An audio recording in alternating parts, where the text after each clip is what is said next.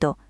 ইসলামী আন্দোলন বাংলাদেশ বরিশাল মহানগর শাখার উদ্যোগে এক প্রশিক্ষণমূলক তারবিয়াত প্রোগ্রাম অনুষ্ঠিত হয়েছে। তৃণমূল পর্যায়ে দলের দায়িত্বশীলদের আদর্শিক, সাংগঠনিক এবং দাওয়াতি দক্ষতা বৃদ্ধির লক্ষ্যে এই কর্মসূচির আয়োজন করা হয়।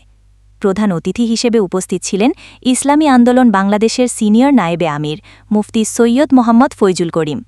তিনি তার বক্তব্যে বলেন, দেশে একটি আদর্শ সমাজ গঠনের জন্য প্রত্যেক দায়িত্বশীলকে বিশ্বাস এবং সঠিক কর্মপন্থা অবলম্বনের মাধ্যমে দাওয়াতি কাজ পরিচালনা করতে হবে।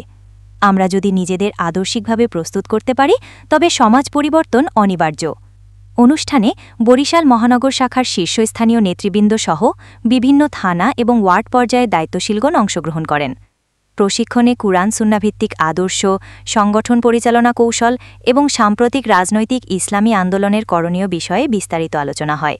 উল্লেখ্য, ইসলামী আন্দোলন বাংলাদেশ দীর্ঘদিন ধরেই সারা দেশে ধারাবাহিকভাবে এই ধরনের দায়িত্বশীল প্রশিক্ষণ পরিচালনা করে আসছে, যা দলের সাংগঠনিক কাঠামোকে শক্তিশালী করার পাশাপাশি ইসলামী আদর্শে অনুপ্রাণিত নেতৃত্ব গঠনে গুরুত্বপূর্ণ ভূমিকা রাখছে।